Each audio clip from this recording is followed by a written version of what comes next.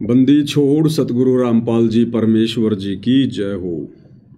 परम पिता परमात्मा सारी सृष्टि के रचनहार कुल मालिक असंख्य ब्रह्मांडों के स्वामी जगत गुरु तीनों लोकों में प्रवेश करके सबका धारण पोषण करने वाले राजाधिराज आत्माधार नाथों के नाथ देवों के देव महादेव सर्वेश्वर महेश्वर मृत्युंजय अजरो अमर आदि अनादि सनातनी प्रभु जगत पिता जगदीश्वर श्री श्री 1008 की उपाधि के वास्तविक अधिकारी अकाल मूरत सौद स्वरूपी राम वासुदेव सर्वगतम ब्रह्म परम पूज्य प्रथम पूज्य परम संत परम पुरुष परम धनी परम दयालु सत्य कबीर हक्का कबीर अल्लाहु अकबर बाखबर अल्लाह ताला जगत के तारणहार जगत के मुक्तिदाता जगत के जगन्नाथ हारे के सहारे हिंदुओं के राम मुसलमानों के अल्लाह सिखों के वाहिगुरु ईसाइयों के मसीह दया के सागर दयानिधि करुणा के सागर करुणानिधि स्वयंभू परिभू संकट मोचन कष्ट हरण मंगल करण दुख भंजन अविगत कबीर निर्विकार निर्विषम परमात्मा अलय अलेख सतगुरु आदि अनादि सतगुरु असली मर्यादा पुरुषोत्तम असली राम असली कृष्ण असली घनश्याम असली मुरारी राजाओं के राजा महाराजाओं के महाराजा शहंशाहों के शहंशाह सम्राटों के सम्राट भगवानों के भगवान अल्लाहों के अल्लाह प्रभुओं के प्रभु मसीहाओं के मसीह सच्चे वाहिगुरु बाबाओं के बाबा पीरों के पीर सेठों के सेठ जगत सेठ सावड़सा सेठ सर्वगुण संपन्न अनंत कोटि कलाओं के स्वामी अनंत कोटि ब्रह्मांडों के नायक योगियों में महायोगी ध्यानियों में महाध्यानी सिद्धों में परम सिद्ध ज्ञानियों में तत्व ज्ञानी ब्रह्म ज्ञानी महाज्ञानी परम ज्ञानी सर्वश्रेष्ठ ज्ञानी विज्ञानी युवा कबीर समर्थ कबीर असमवात अमित ओजा सच्चे रहनुमा करीम अल्लाह शुभान अल्लाह दुनिया के अंतिम पैगंबर 8 सितंबर 1951 से गांव धनाना जिला सोनीपत हरियाणा भारतवर्ष की पावन भूमि पे प्रकट रियल कल की भगवान श्री नारायण साकार हरि श्री बाबा साहेब नूर अनंत परमात्मा सच्चे दरवेश सच्चे बाखबर संत श्रोमणी सतगुरु रामपाल जी परमेश्वर जी के चरण कमल में साध संगति से जुड़े हुए देश विदेश से आप और हम सभी सत्सेवक भाई बहनों का अनंत कोटि दंडवत प्रणाम। सत्साई भाई और बहनों, बहुत बड़ी दया बहुत बड़ी मेहर पूज्य गुरुदेव भगवान की परमेश्वर रामपाल जी की, जिनके शुभ आशीर्वाद से विशेष आशीर्वाद से अपनी आत्मा के कल्याण हेतु गुरुदेव भगवान के अमर तत्व ज्ञान को आधार बनाकर हर प्रकार से संघर्ष करते हुए और निरंतर इस भक्ति मार्ग पर हम आगे की ओर बढ़ रहे हैं। तो भाई और बहनों, इस कलयुग की बिचली पीढ़ी में वर्तमान समय में ये विशेष वीआईपी रजा है और ये विशेष वीआईपी रजा परमपिता परमेश्वर कबीर साहिब सतगुरु रामपाल जी भगवान अपनी विशेष वीवीआईपी आत्माओं पर ही बख्शेंगे। सबके भाग में नहीं होती है सतगुरु की मेहर। परमात्मा कहते हैं सब कुछ गुरु के हाथ है और पाइए अपने भाग, यानी सतगुरु के पास में सब कुछ है। वो सृष्टि का उत्पत्ति करता है, सबका भरण पोषण करने वाला है, लेकिन उस संपूर्ण समर्थ सतगुरुदेव भगवान से आत्माएं जो भी कुछ प्राप्त करती हैं वो अपने संस्कार वश करती हैं, अपने भाग्य वश करती हैं। सकल पदार्थ है जगमाही और भाग बिना नर पावे नाही, कर्महीन नर पावे नाही। तो भाई और बहनों, जो आत्माएं सतगुरुदेव भगवान के द्वारा इतना ज्ञान देने के बावजूद भी और 2014 के बाद से साध संगतियों के माध्यम से भी परमात्मा इतने संदेशे दिलवा रहे हैं। आज देश विदेश में परमेश्वर रामपाल जी की संगत में, चाहे वो लाखों में हो चाहे वो करोड़ों में हो, कोई भी व्यक्ति ये नहीं कह सकता कि मेरे तक साध संगति के वीडियो नहीं पहुंचे होंगे।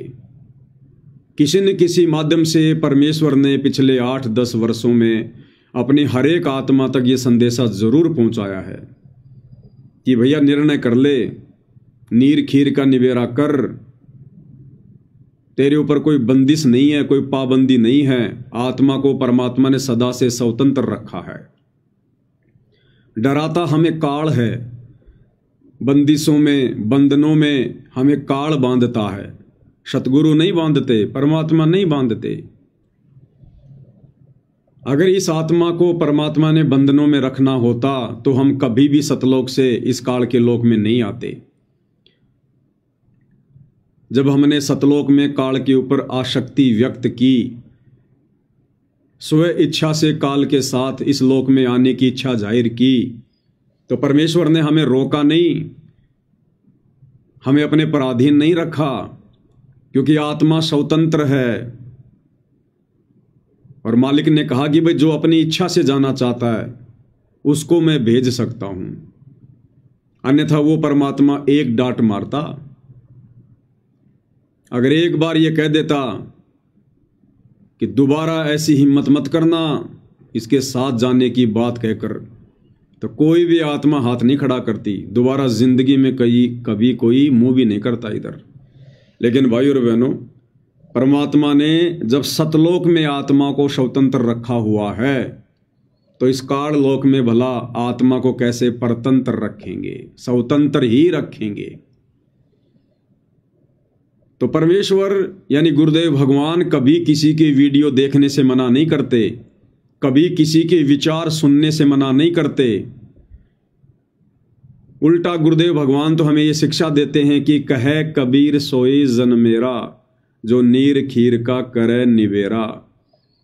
परमेश्वर रामपाल जी कहते हैं कि मेरी नेक आत्मा, मेरी अच्छी आत्मा, मेरी ज्ञानी आत्मा वही है जो दोनों पक्षों की बातों को सुनकर फिर कोई निर्णय करे। एक पक्ष की बात को सुनकर कभी हम जज नहीं कर सकते, निर्णय नहीं कर सकते। स्वयं गुरुदेव भगवान ने हमारे को भिन्न भिन्न साधु संत महात्माओं के प्रवचन सुनाकर, सत्संग सुनाकर भक्ति मार्ग पर दृढ़ किया है, तैयार किया है।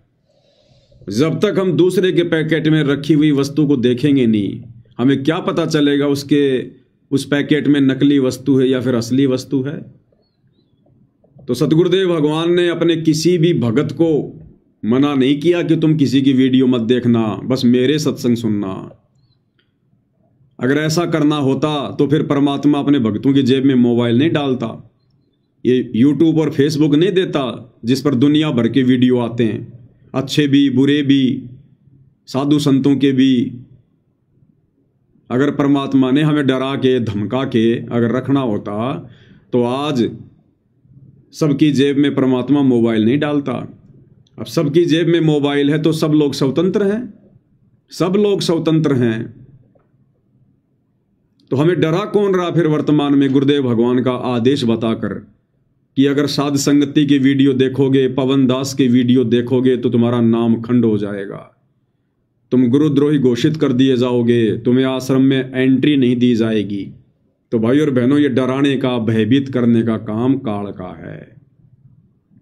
तो जो काल प्रेरित आत्माएं हैं, जो गुरु को मानुष मानते हैं, गुरुदेव भगवान के जो नज़दीकी हैं, जो करीबी हैं, उनके बेटा बेटी, भाई बंधु, रिश्तेदार, चंद आश्रम संचालक, ये कोऑर्डिनेटर, इनको डर है, इनको भय है, क्योंकि इनको अपने सतगुरु पर विश्वास नहीं है। ये रोजी रोटी के लिए, अपने बच्चों के पेट पोषण के लिए संगत के दान पर निर्भर हैं, संगत के पैसे पर निर्भर हैं, ज्योति पाठ के पैसों पर निर्भर हैं। इसलिए इन काल प्रेरित आत्माओं को ये डर है, ये भय है। यदि संगत ने साध संगति के वीडियो देखना शुरू कर दिए तो फिर आश्रमों में कौन आएगा? सबको पता चल जाएगा कि भाई जब तक गुरुदेव भगवान नहीं आते हैं तब तक घर बैठ के भक्ति करो। आश्रमों में क्या है, सतगुरु थोड़ी बैठे हैं।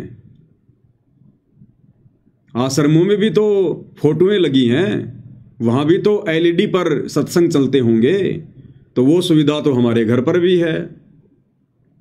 आश्रम किस चीज़ के बने हैं? मिट्टी के, पत्थर के, ईंट के, चूने के। हमारे घर भी उसी मटेरियल से बने हैं।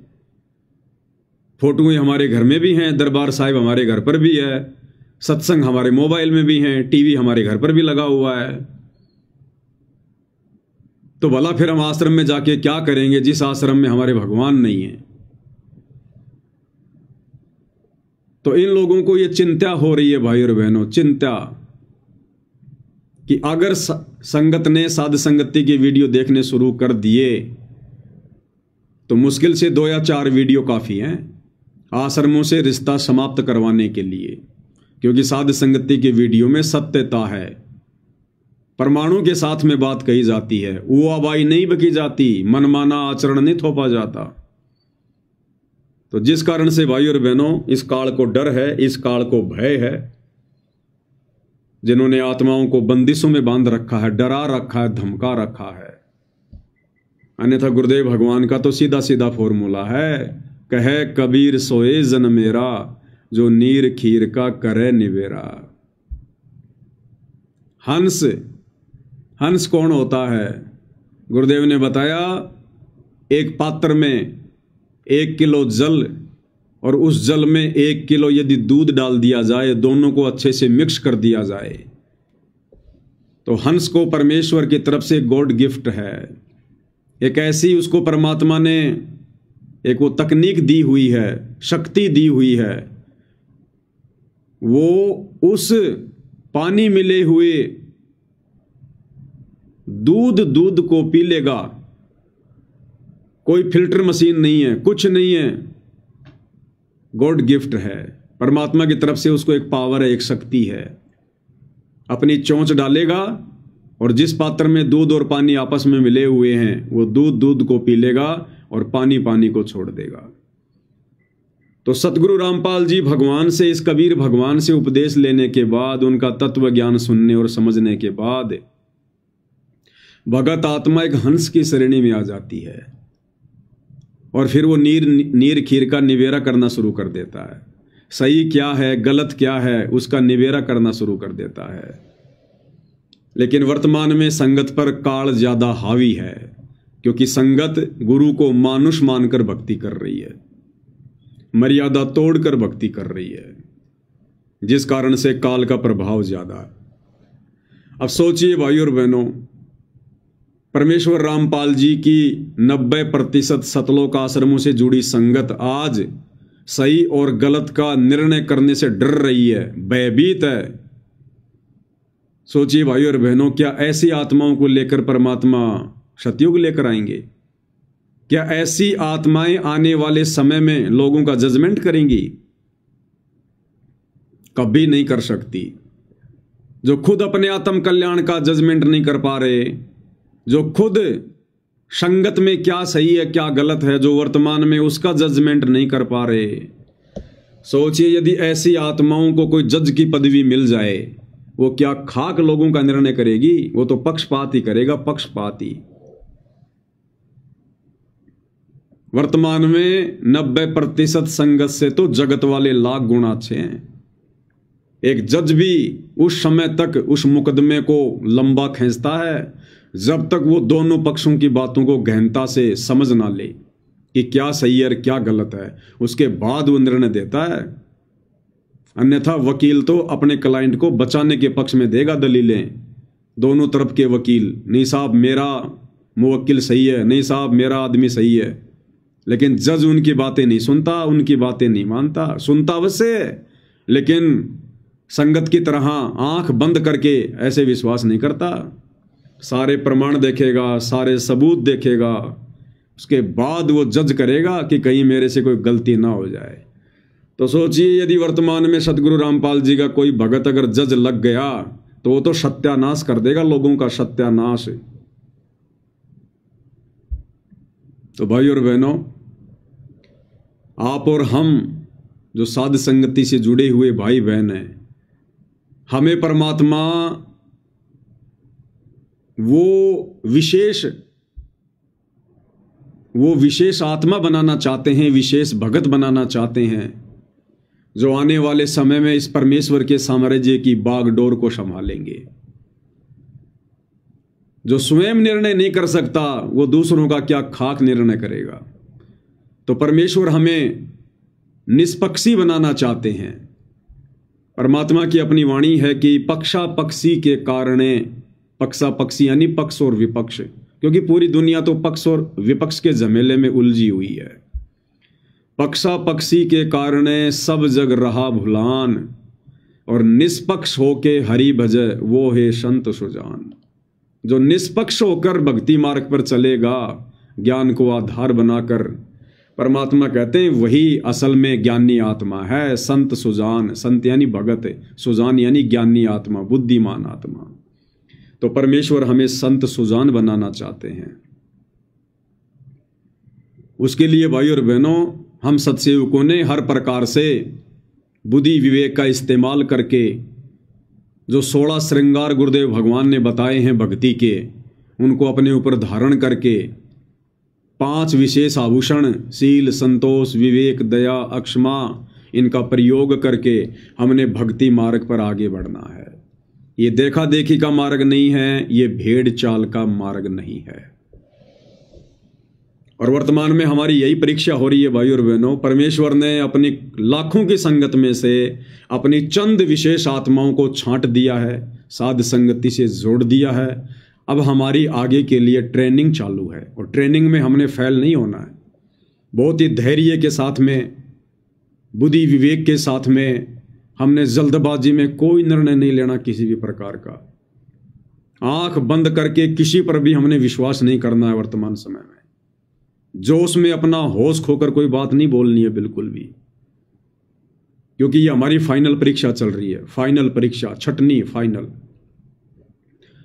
तो हम भगत भाई बहनों ने, विशेषकर साध संगति वालों ने, किसी को भी देखकर नहीं चलना है। किसी को भी। जिस प्रकार एक शुगर का मरीज, और यदि वो लास्ट स्टेज पर हो और डॉक्टर उसको कह दे कि भैया आज से पहले तूने जो खाया पिया सो खाया, अब यदि तूने जरा सा भी मीठा प्रयोग कर लिया, जरा सा भी, तो भाई मेरे पास में मत आना, उसी समय तू खत्म हो जाएगा, तेरी लास्ट स्टेज है ये।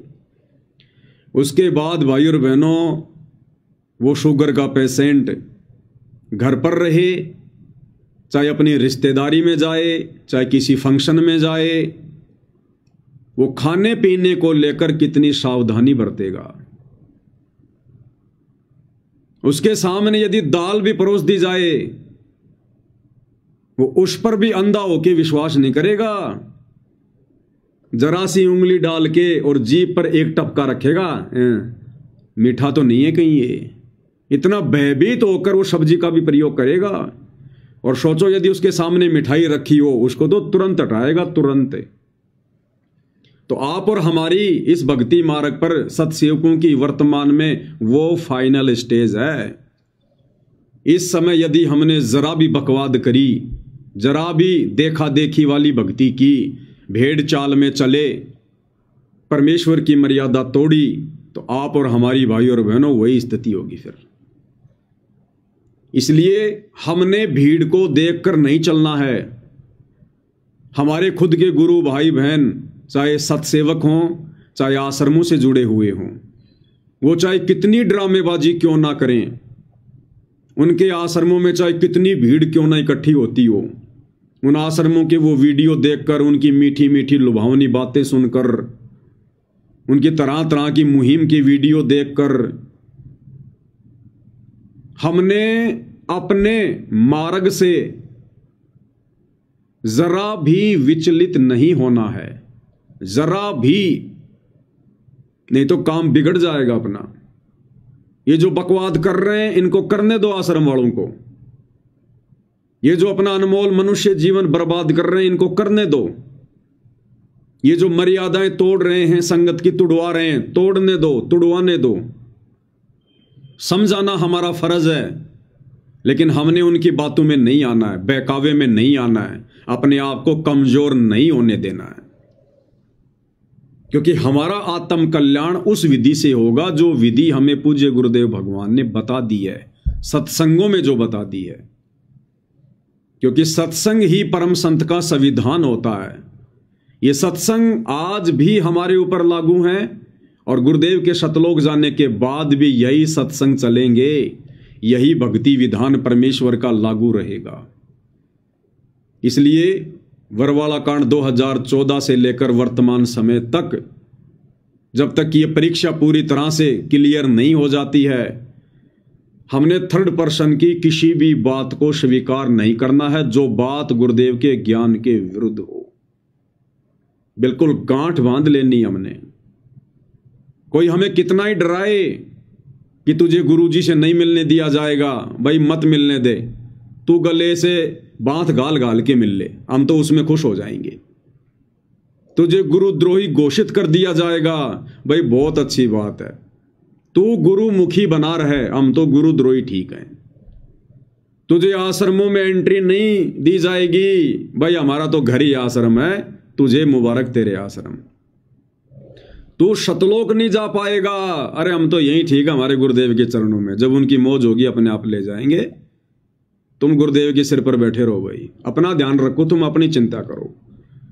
तेरी मर्यादा टूट गई है, तेरा नाम खंड हो गया है, ठीक है भैया, तू मत टूट जाना, तू खंड मत हो जाना, हमारी चिंता मत कर, हम तो जैसे भी हैं सतगुरु के चरणों में पड़े हैं।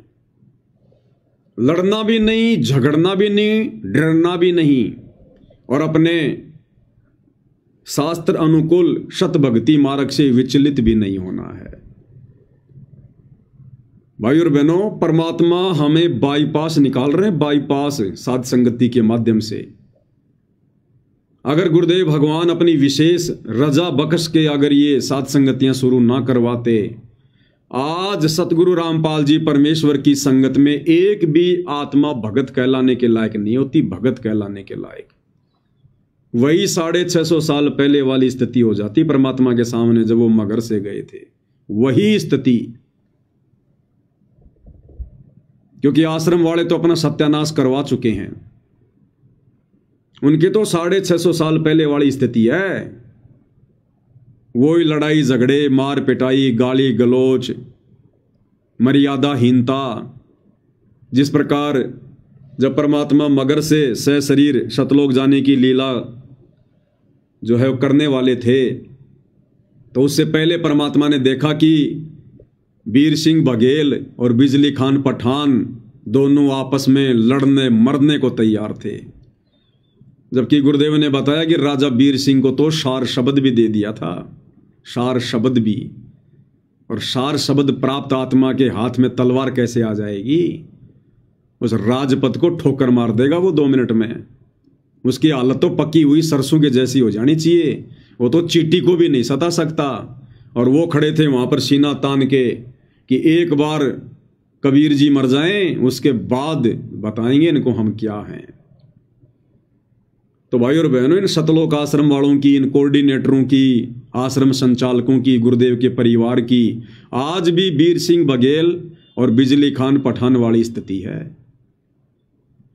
इनको कोई कॉमन सेंस भी नहीं है, भक्ति मार्ग की कॉमन सेंस भी। तो यदि परमात्मा साथ संगतियां शुरू ना करवाते तो आज परमेश्वर रामपाल जी की संगत में कोई भक्ति बीज नहीं होता, भगत बीज। तो परमेश्वर ने अपनी 30 साल की मेहनत से जो एक बगीचा लगाया था, अब परमेश्वर ने अलग से अपने पेड़ पौधे छांट के साध संगति रूपी एक बगीची तैयार की है परमात्मा ने। बाकी तो संगत में कुसंगत उपज चुकी है, बाकी बगीची को तो कीड़ा लग चुका है, गड़ चुकी है, वो दीमक लग चुकी है उनको। ये सत्सेवक भाई बहन है परमेश्वर के हीरे मोती। तो भाई और बहनों, हमने अपने आप को टूटने नहीं देना, डगमग नहीं होने देना।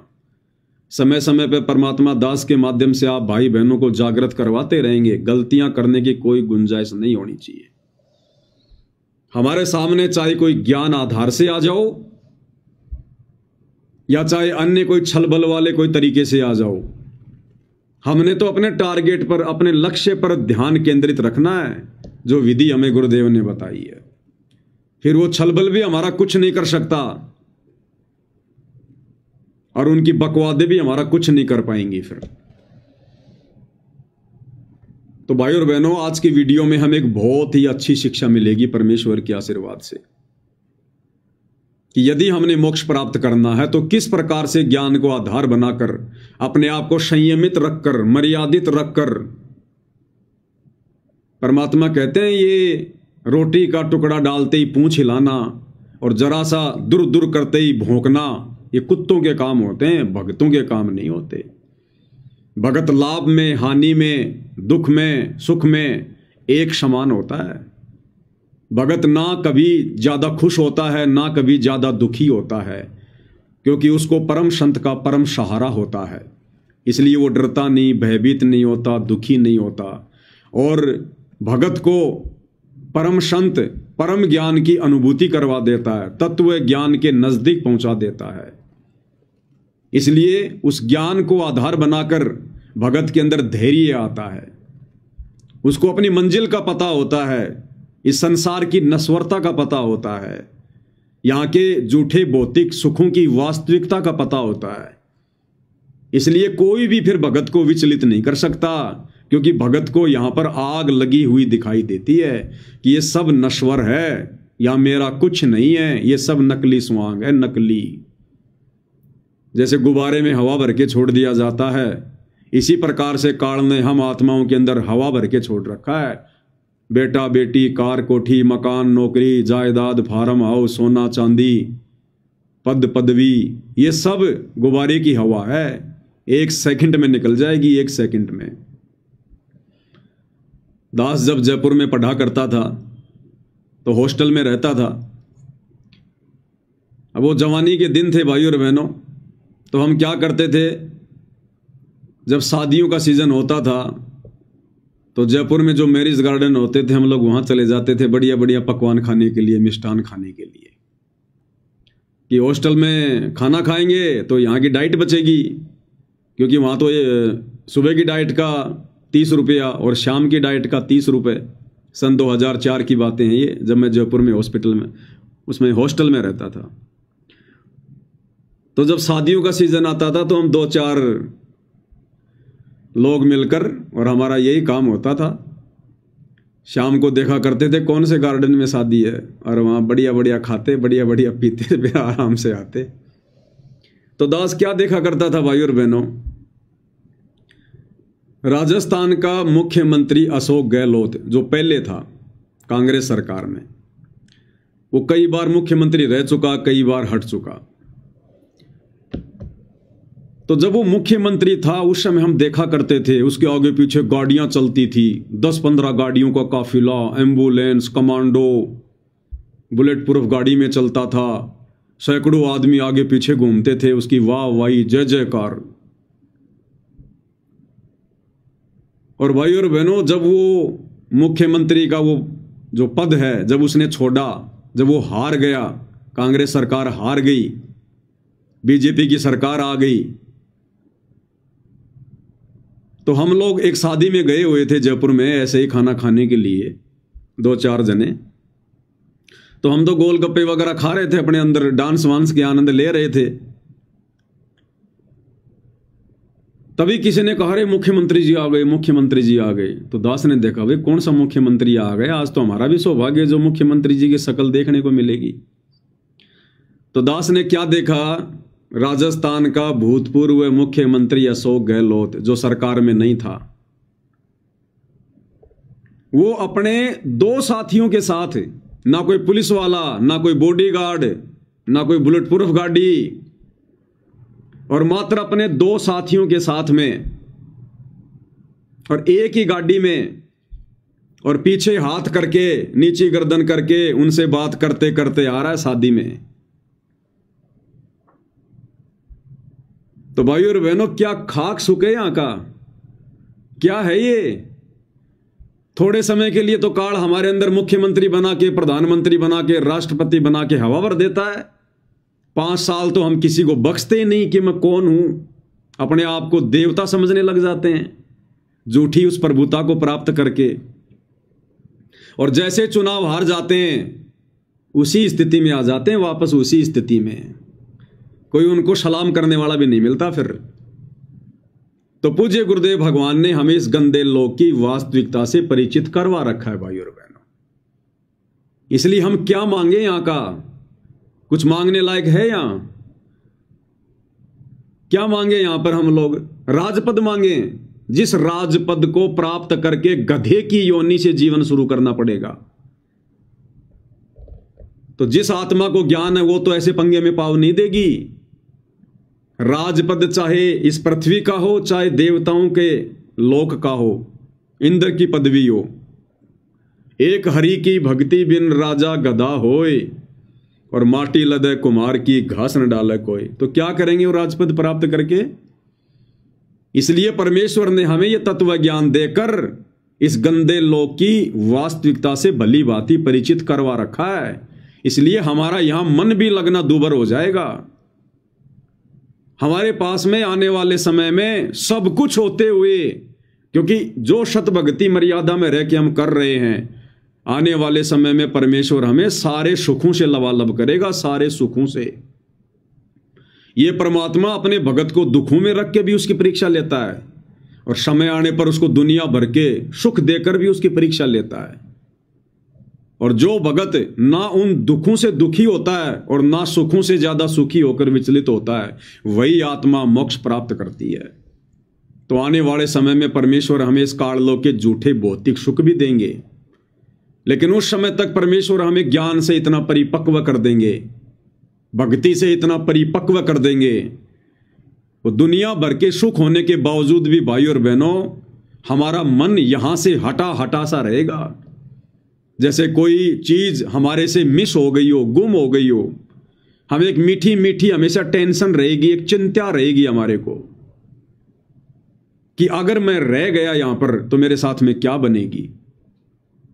ये तो चलो थोड़े समय के लिए मेरे को सतगुरु ने, समर्थ ने इस काललोक के झूठे सुख दे दिए।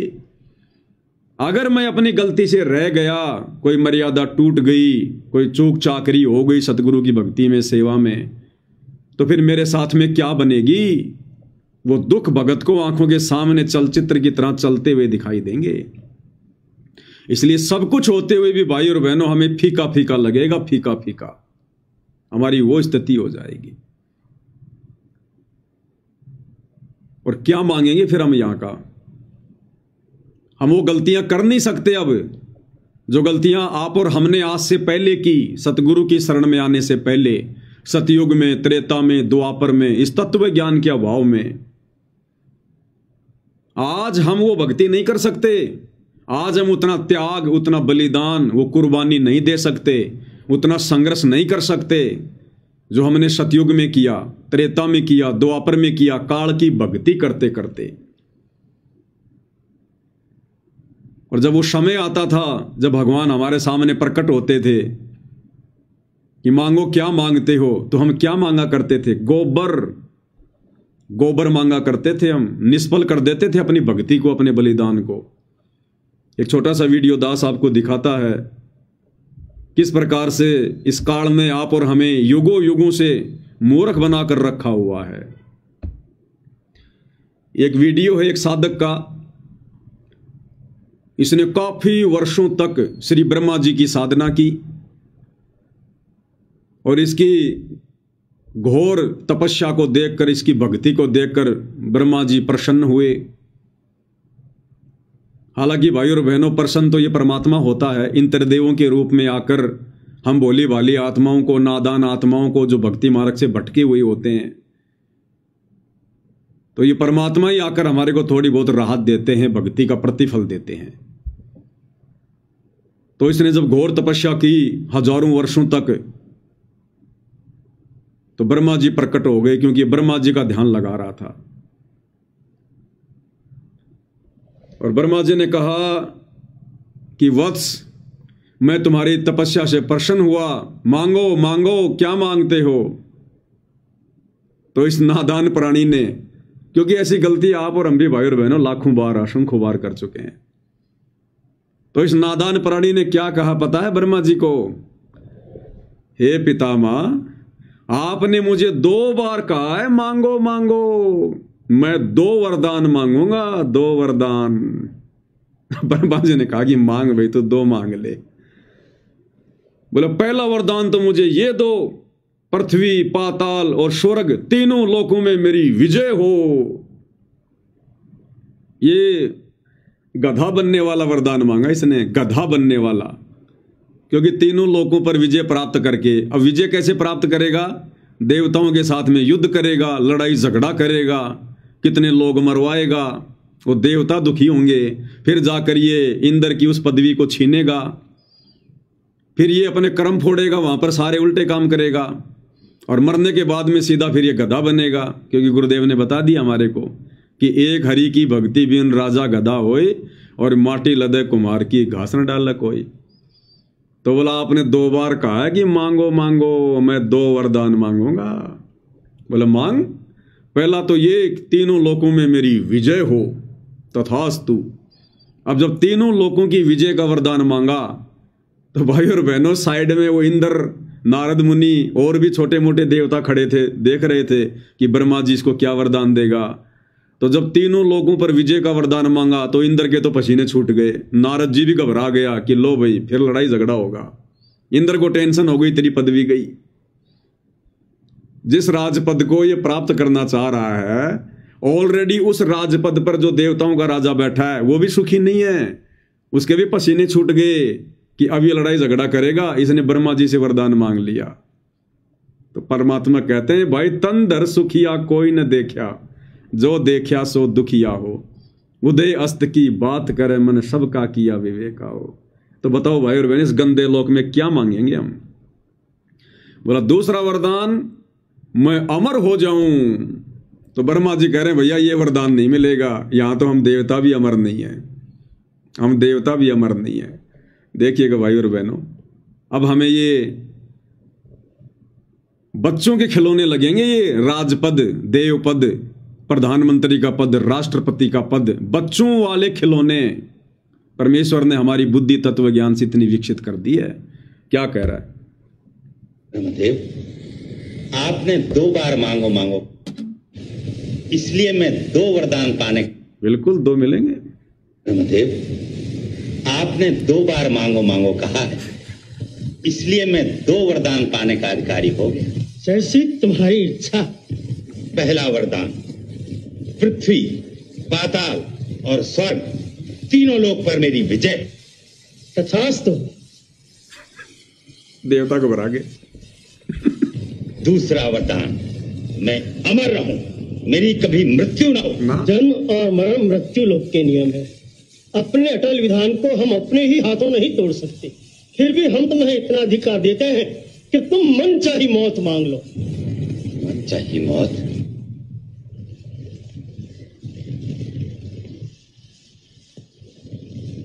ब्रह्मदेव, अगर मेरी मृत्यु भी हो तो केवल महाकाल के पुत्र के हाथ। तथास्तु।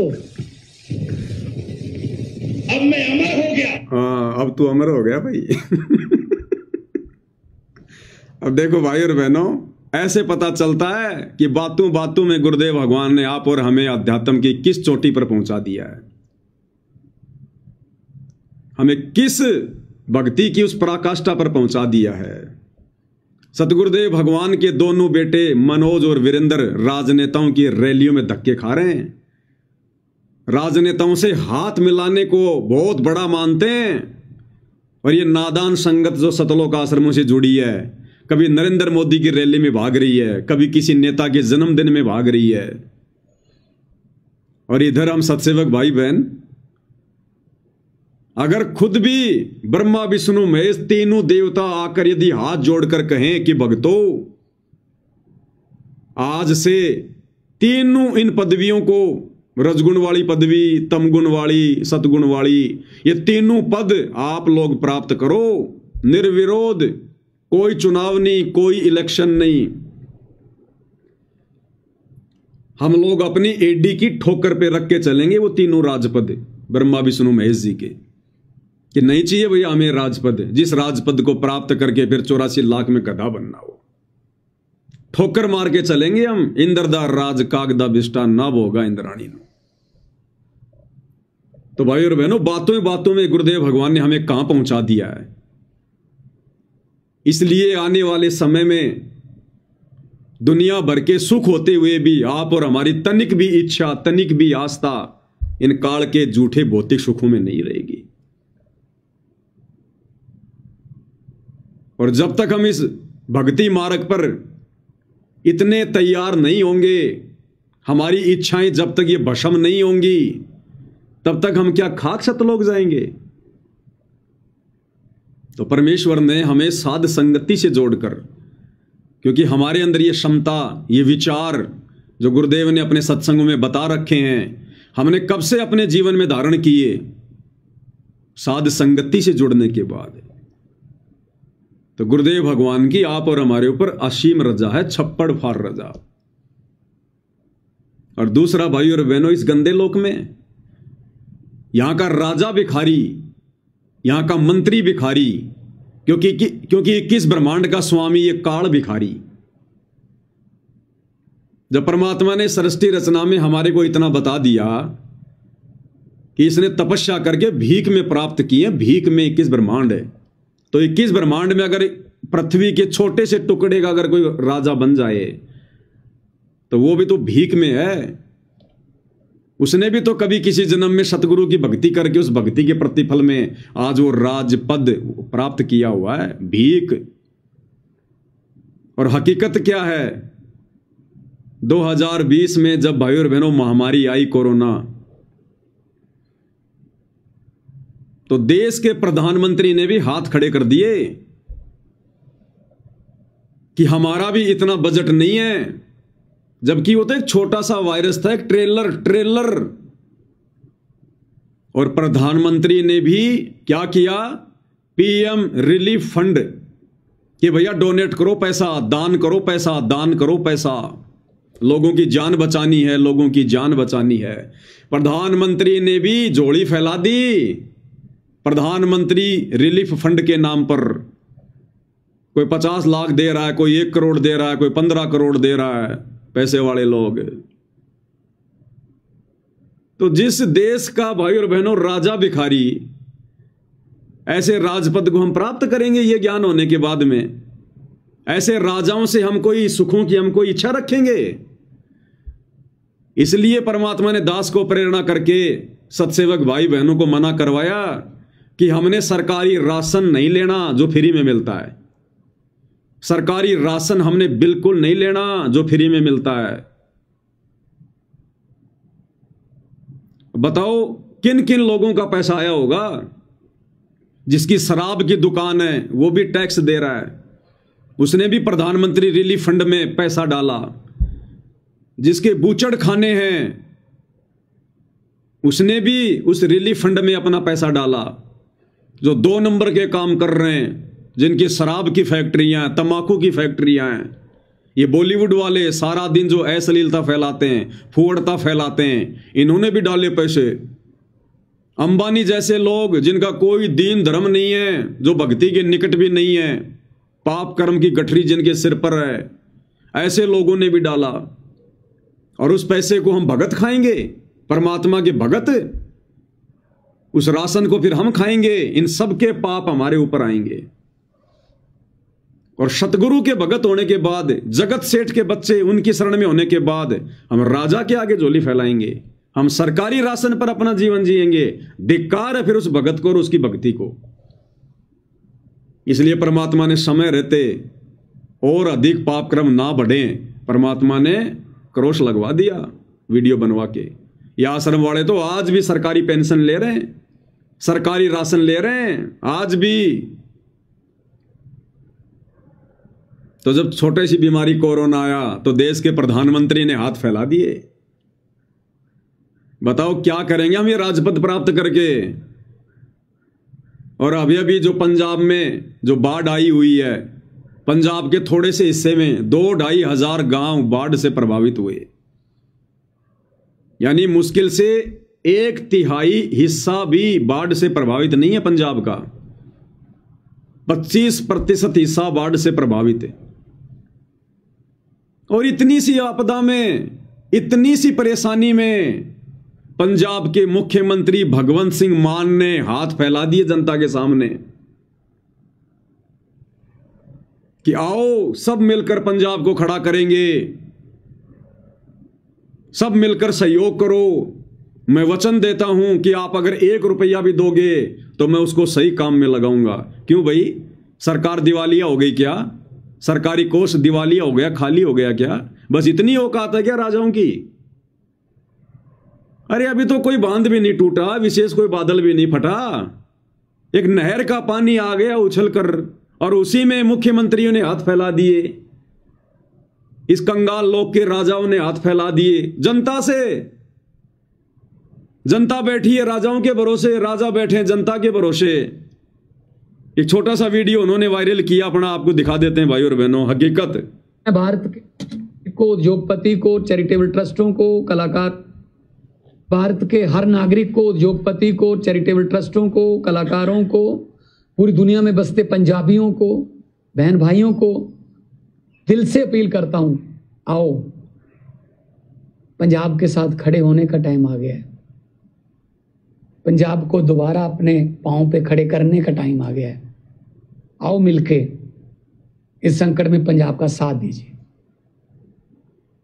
जो भी आप, मैं वचन देता हूं, जो भी आप मेहनत की कमाई से 1 रुपया भी अगर निकालोगे, उसको 1.25 रुपया बना के हम पारदर्शिता और ईमानदारी से इस्तेमाल करेंगे। खुल के सामने आइए और पुनर्वास में और रिस्ट्रक्चर में पंजाब का साथ दीजिए। इसके लिए आप और डिटेल चाहिए तो, और जानकारी चाहिए तो rangla.punjab.gov.in ये वेबसाइट पे जा सकते हैं, सब कुछ डिटेल मिल जाएगी आपको। तो ये हालत है 21 ब्रह्मांड के राजाओं की, मुख्यमंत्रियों की, प्रधानमंत्रियों की। कहां गया भाई टैक्स? अरे आप मुख्यमंत्री हो, पंजाब तो बड़ा उन्नत राज्य है,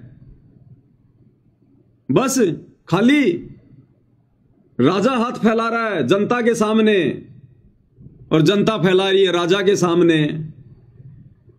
भाई और बहनों, गुरुदेव भगवान ने इसीलिए हमारे को वो किसान वाली और राजा वाली कहानी सुनाई, किसान की और राजा की।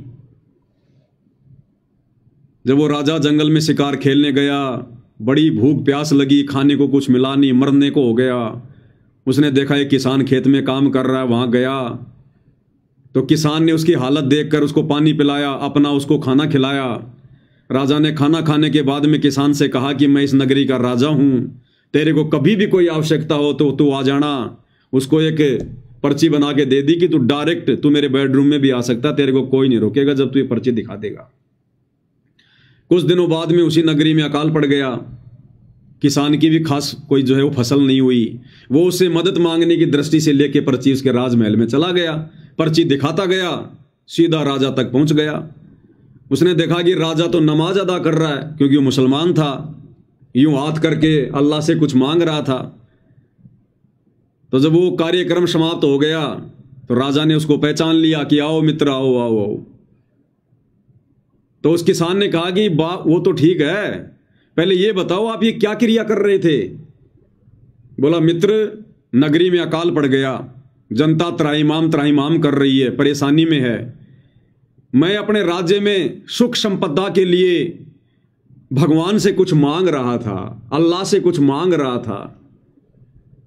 तो किसान को झटका लगा और उसने कहा कि ओ हो, मैं तो भिखारी के पास आ गया।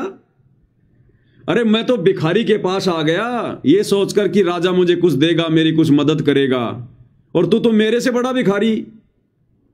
और जिससे तू मांग रहा है उससे फिर क्यों ना मैं ही मांग लूं डायरेक्ट। अरे जिस भगवान से तू मांग रहा है उससे मैं भी तो मांग सकता हूं, फिर तेरे से क्यों मांगना? भिखारी बनूं तो भगवान का बनूं, इंसान का क्यों बनूं? तो भाई और बहनों, बताओ इन राजाओं से हम क्या लेंगे? क्या दे सकते हैं हमारे को, जब जरा सी आपत्ति आते ही इन्होंने खुद जनता के आगे हाथ फैला दिए। तो सोचिए भाई और बहनों, अभी तो महाविनाश की अच्छे से शुरुआत भी नहीं है, शुरुआत भी। 2028 युग परिवर्तन का समय है। पूरे विश्व को नानी याद आएगी, छठी का दूध, जो कहावतें हम सुना करते थे, दुनिया हकीकत में बदलते हुए देखेगी। अब उस समय क्या होगा? फिर किससे मांगोगे? जब महाविनाश की शुरुआत में ही देश के राजाओं ने हाथ खड़े कर दिए, खुद जनता से मांग रहे हैं। तो सोचिए जब वो आने वाला समय आएगा, प्राकृतिक आपदाओं का दौर, कहीं अकाल पड़ेंगे, कहीं भूकंप आएगा, कहीं बाढ़ आएंगी, कहीं महामारियां होंगी, कहीं युद्ध, कहीं गृह युद्ध, कहीं इमरजेंसी, कहीं तख्ता पलट होंगे। अरे उस समय क्या करोगे? तो भाई और बहनों, गुरुदेव भगवान ने यह तत्व ज्ञान देकर हमारे को इसी हकीकत से परिचित करवाना चाहा है कि पुण्यात्माओं, इस गंदे लोक के विषय में जान लो, पहचान लो, आंखें खोल लो। लेकिन फिर भी आंखें नहीं खुल रही। इसलिए भाई और बहनों, अभी तक तो गुरुदेव ने केवल हमारे को थ्योरी समझाई है कि ये कितना गंदा लोक है, भिखारियों का लोक है। आने वाले समय में प्रैक्टिकल होगा, प्रैक्टिकल, तब भक्तों की आंखें खुलेंगी कि वास्तव में इस गंदे लोक से तो निकल लो, गोल्डन चांस। अगर रह गए तो फिर हमारी युगों युगों दुर्गति होगी, यहां युगों युगों। ये तो इंसानों की हालत है, जबकि 84 में क्या है देख लो। फिर जब हम सूअर बनेंगे, गोबर खाएंगे, लैट्रीन खाएंगे, दुनिया के भिखारी बने रहेंगे, एक टूक के लिए यूं देखेंगे टकटकी लगा के। और कुत्ते का पेट तो इंसान से जब तक डबल रोटी नहीं खा लेता तब तक भी नहीं भरता, और इंसान उसको एक टुकड़ा डालेगा, इतना सा एक टुकड़ा, और वो भी नीचे। और गुरुदेव कहते हैं उस एक टुकड़े के साथ में वो 10 ग्राम साथ में वो मिट्टी भी खाएगा।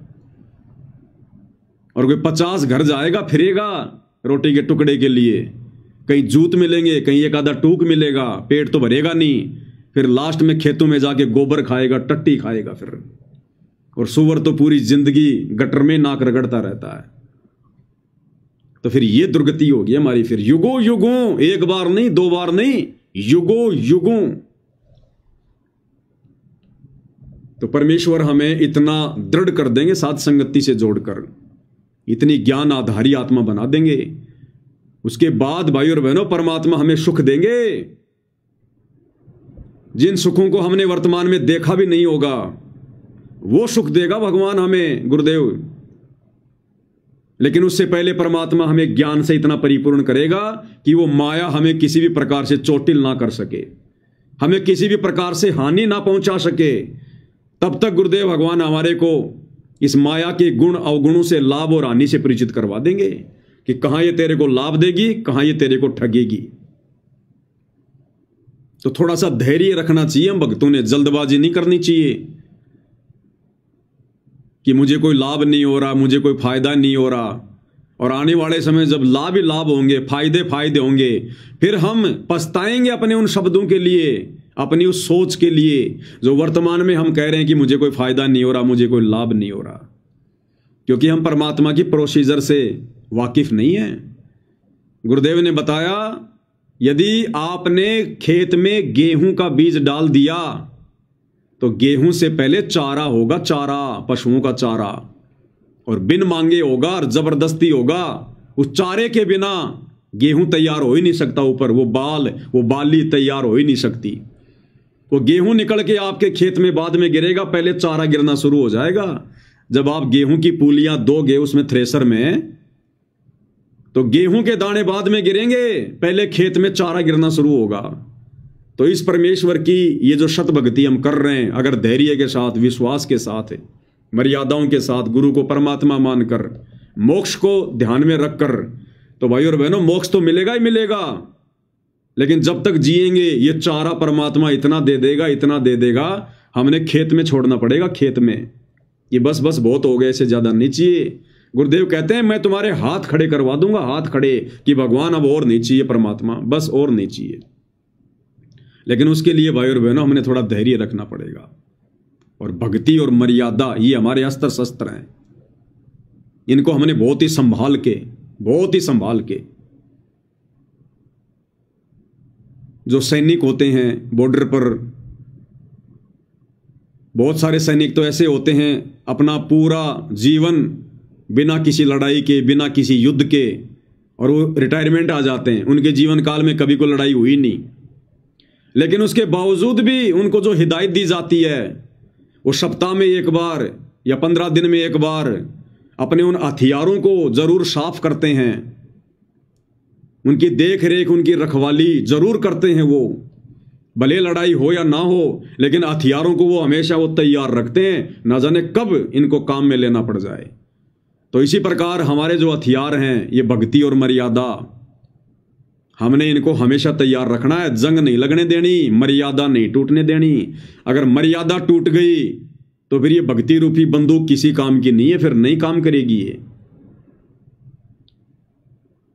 तो हमने भाई और बहनों इस प्रकार से इस गंदे लोक की सच्ची और वास्तविकता से परिचित होकर इस भक्ति मार्ग पर बढ़ना है।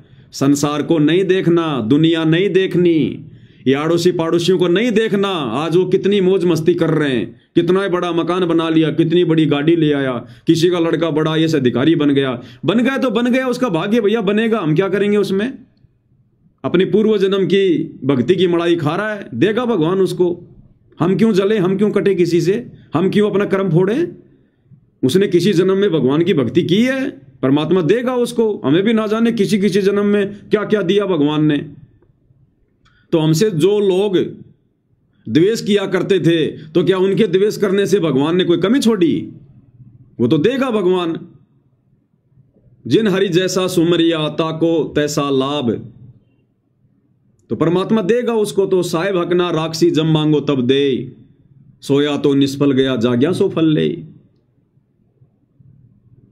तो इस कदर भाई और बहनों हमने इस सत भक्ति मार्ग पर एक एक कदम फूक फूक के रखना, फूक फूक के।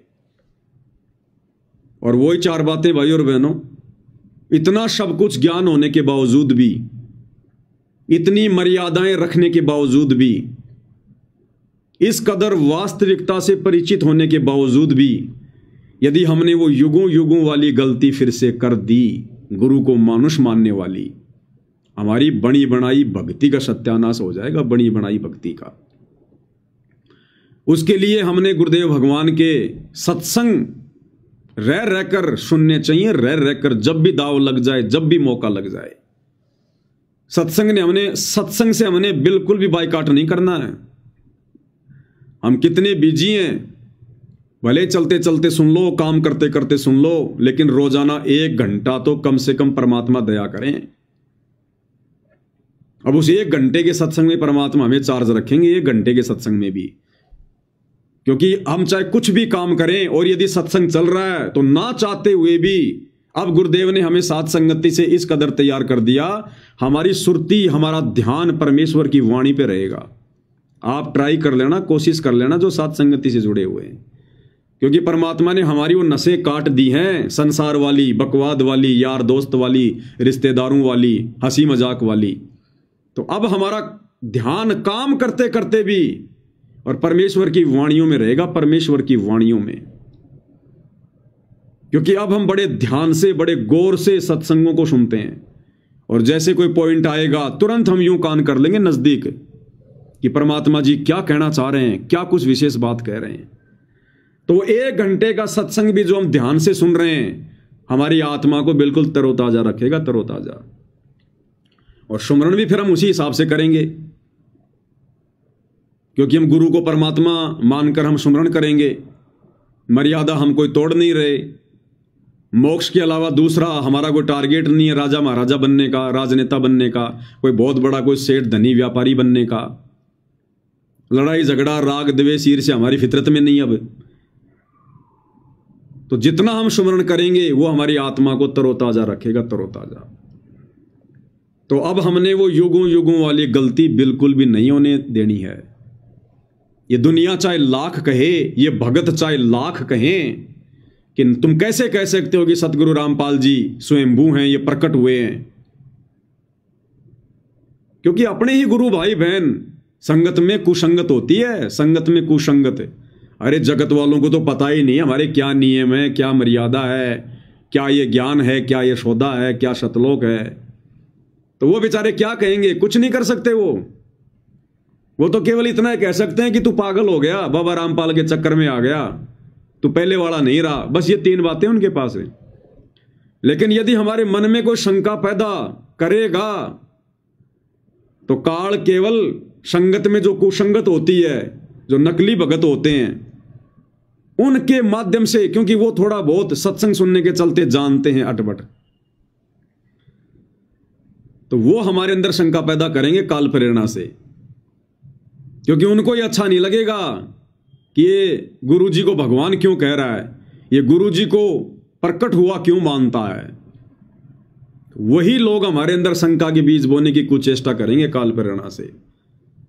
तो भाइयों और बहनों, हमने आदरणीय गरीबदास जी के जीवन को, उनकी जीवन लीला को अपनी आंखों के सामने रखना है। ये आदरणीय गरीबदास जी की जो जीवन लीला है ना, एक ऐसा उदाहरण है जो आप और हमें दृढ़ करेगा। बाकी तो दास समय समय पर खुलासा जो है करता आया है, लेकिन बहुत सारी नई नई चीजें जो निकल निकल के सामने आती हैं, यही रजा होती है गुरुदेव भगवान की। जो रहस्य होते हैं अध्यात्म के, जो बातें हमारे दिलो दिमाग में भी नहीं होती, हमारे आसपास भी नहीं होती हैं, साथ संगति के माध्यम से परमात्मा उन्हीं पॉइंटों को लेके आते हैं।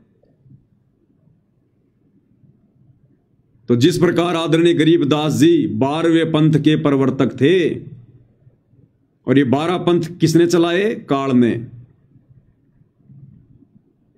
काल ने 12 पंथ चलाए। इसने परमात्मा से कहा था कि जाओ तुम अपना एक पंथ चलाओगे, मैं 12 पंथ चलाऊंगा तेरे कबीर नाम से। इसलिए तो गुरुदेव भगवान ने कहा कि 12वें पंथ की जो आत्माएं हैं वो ना तो भक्ति को समझ पाएंगी ना भगवान को समझ पाएंगी। 12 पंथ काल फुरमाना और भूले जीव न पावे ठिकाना। ये 12 पंथ हम ही को ध्यावें और ये अस्थिर घर का मर्म न पावें। कबीर भगवान कहते हैं कि ये 12 पंथ, ये कबीर कबीर का गाएंगे गुण, लेकिन इनके पास में कबीर की भक्ति की छींट भी नहीं होगी। और 12 पंथों के जो भगत होंगे, जो पंथी होंगे, वो काल के मुंह में रहेंगे, काल के मुंह में। 12वें पंथ नाम जो लेही हमरे मुख में आन समोई। कौन कहता है? काल। कि 12 पंथ नाम जो लेही, यानी 12 पंथों तक जो व्यक्ति उपदेश लेगा, जो गरीबदास जी के भगत हैं, वो भी काल के मुख में रहेंगे, काल के मुख में। 12 पंथ नाम जो लेही हमरे मुख में आन समोई। तो 12 पंथ भाई और बहनों किसने चलाए? काल ने। अब विचार करो भाई और बहनों, काल ने सबसे पहले जो पंथ चलाया तो काल ने अपनी आत्मा भेजी होगी ना, क्योंकि पंथ काल चला रहा है तो पंथ को चलाने वाला कौन भेजेगा? काल ही भेजेगा।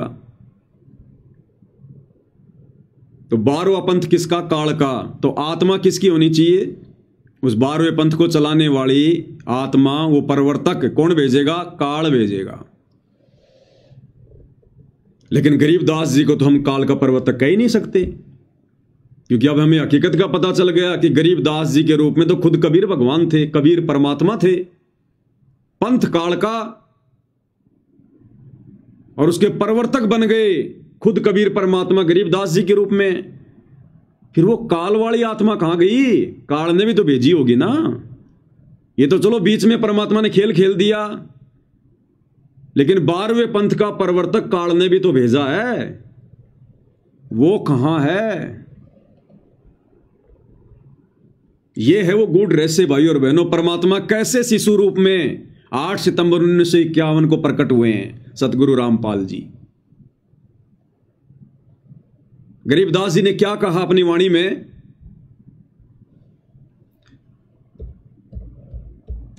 गरीबदास जी ने क्या कहा कि भाई ना तो कबीर जी मां से उत्पन्न हुए और ना हम मां के गर्भ में आए।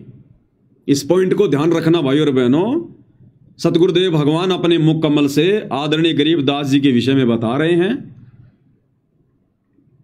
और क्या कह रहे हैं कि गरीबदास जी यहां कह रहे हैं कि ना तो कबीर जी मां से उत्पन्न हुए और भाई ना हम मां के गर्भ में आए। ध्यान से सुनिएगा। गरीबदास जी के कबीर साहब मां का पैदा नहीं हुए थे और ना हम गर्भ में आए भाई। शब्द स्वरूपी रूप हम। क्लियर? क्या कह रहे हैं परमात्मा गरीबदास जी के विषय में? कि गरीबदास जी कह रहे हैं कि ना तो कबीर साहिब मां से उत्पन्न हुए और भाई ना हम गर्भ में आए। तो गरीबदास जी अगर मां के गर्भ से उत्पन्न नहीं हुए, फिर कैसे उत्पन्न हुए? यही वो पॉइंट है जो हमें दृढ़ करेगा कि इसी विधि से वर्तमान में सतगुरु रामपाल जी, ये कबीर भगवान फिर से आए हैं। जिस विधि से गरीबदास जी आए हैं, किस विधि से आए हैं? 12वां पंथ काल का। आत्मा तो काल ने भेजनी थी और उसने भेजी भी। गरीबदास जी की जो मुंह बोली माता जी थी रानी देवी जी को जो गर्भ था 9 महीने, उस गर्भ में काल की आत्मा थी, काल की आत्मा। और उस आत्मा ने रानी देवी के गर्भ से जन्म भी लिया, उसने जन्म भी लिया। लेकिन समर्थ सतगुरुदेव भगवान ने स्वयं 12वें पंथ का प्रवर्तक बनना था, अपने ज्ञान का उजियारा करना था। तो जैसे ही रानी मां के गर्भ से वो काल के द्वारा भेजी गई 12वें पंथ को चलाने वाली आत्मा उत्पन्न हुई, गर्भ से बाहर आई, उस समय ये परमात्मा बेहोश कर देते हैं, निंद्रा में, गहरी निंद्रा में सुला देते हैं उस आत्मा को जो मां की भूमिका में होती है। और जो काल के द्वारा भेजी गई जो आत्मा आई थी, जो मां के गर्भ से वो जन्म लेकर, उसको परमेश्वर गौण कर देते हैं। ये तो सेकंडों का काम है भगवान का, चुटकियों का काम है परमात्मा को। उस आत्मा को परमात्मा गायब कर देते हैं। जैसे अब्राहिम सुल्तान जंगल में शिकार खेलने गया और पानी की भयंकर प्यास लग गई, हिरण के पीछे दौड़ लिया, मरने को हो गया। फिर उसने देखा कि एक बहुत सुंदर बाग है, बढ़िया तालाब में पानी है, एक बाबा जी है, 3 जो है कुत्ते लेके बैठा हुआ है। उसने आम अंगूर खाए, सेब संतरे खाए, पानी पिया, घोड़े को खिलाया पिलाया, बाबा जी से बात करी। अंत में जब बाबा जी ने कहा कि नालायक भक्ति कर ले, ये तेरे बाप दादा हैं ये कुत्ते, इनको खिलाऊंगा मैं हलवा, दे उनके साकड़ की। और अब जो अब्राहिम सुल्तान है, बलक बुखारे का बादशाह, वो भी मरने के बाद में कुत्ता बनेगा। ये जो बेल है ना तीसरी, उसको बांधूंगा। तो ये सुनकर अब्राहिम के पसीने आ गए, उसके चरणों में गिर गया नीचे, क्षमा करो परवरदिगार, क्षमा करो। 2 मिनट बाद में जब उठा तो देखा वहां तो कुछ नहीं, सब गायब। वो कुत्ते भी गायब, बाबा भी गायब, तालाब भी गायब, बाग बगीचे, सेब संतरे सब गायब। तो ये कोई बड़ी बात नहीं है परमेश्वर के लिए। परमात्मा तो पूरी सृष्टि को एक चुटकी में यूं गायब कर दे। अपने नाखून के ऊपर परमात्मा पूरी सृष्टि को ठहरा दे, नाखून पे जाके आधे बाल के ऊपर शकल पसारा, ऐसे पूर्ण ब्रह्म हमारा।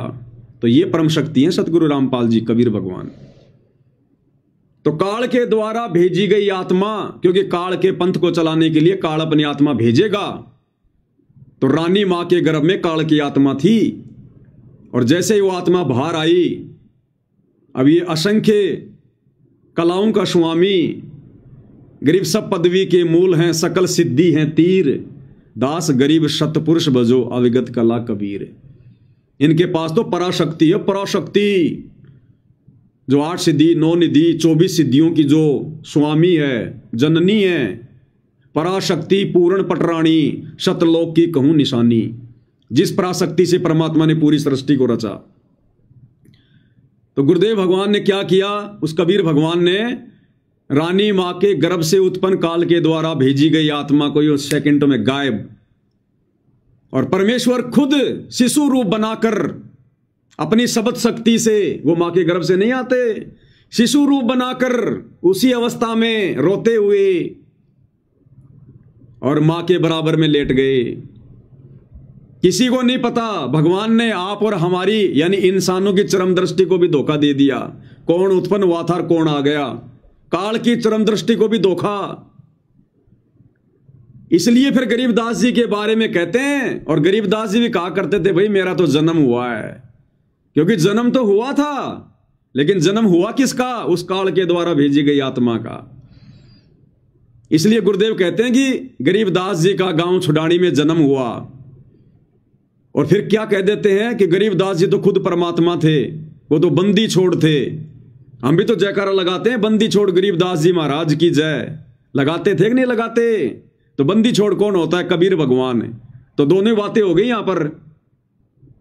यह भी कह दिया कि गरीबदास जी का गांव छुडानी में रानी माई के गर्भ से जन्म हुआ, तो जन्म हुआ भाई, लेकिन वो काल के द्वारा भेजी गई आत्मा का हुआ। बाद में अपनी शब्द शक्ति से, अपनी वचन शक्ति से शिशु रूप बना लिया परमात्मा ने, लेट गए। अब दुनिया की नजरों में तो जन्म ही हुआ, और संत भी अपने आप को छुपा के कहेगा मेरा जन्म हुआ।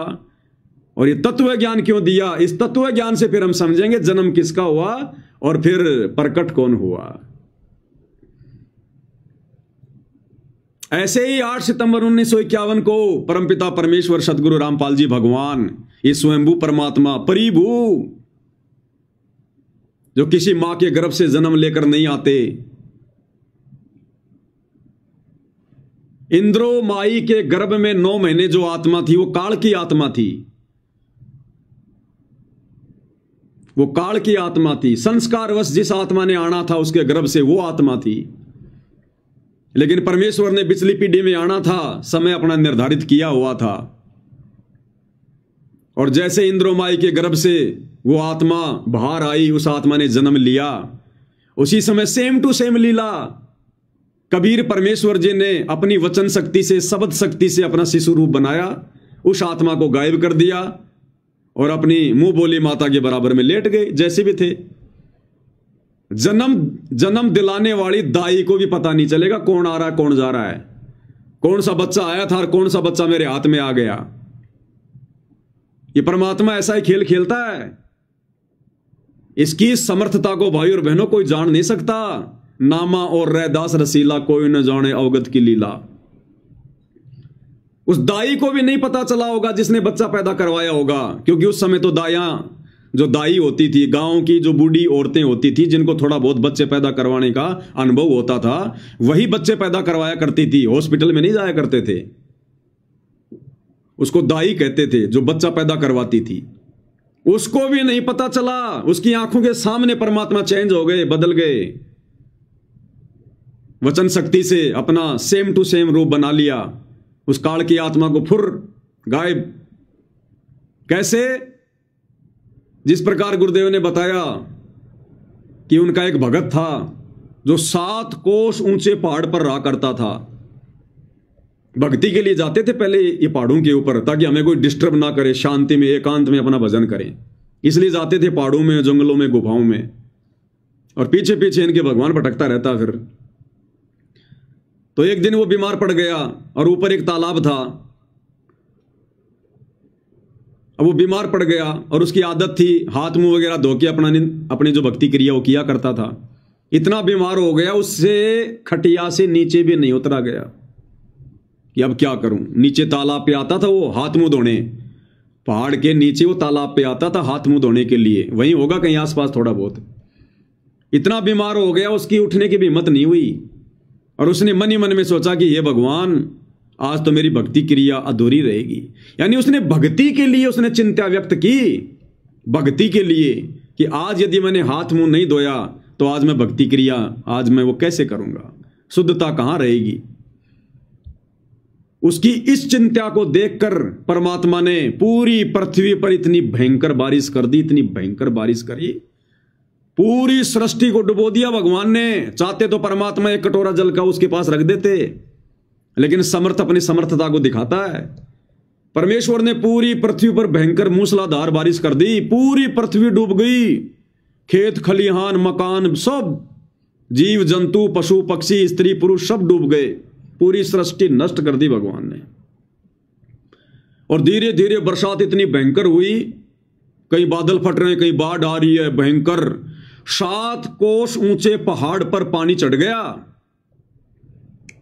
और जब उसने देखा नीचे की तरफ, ये भगवान पूरी सृष्टि डुबो दी आपने मेरे लिए।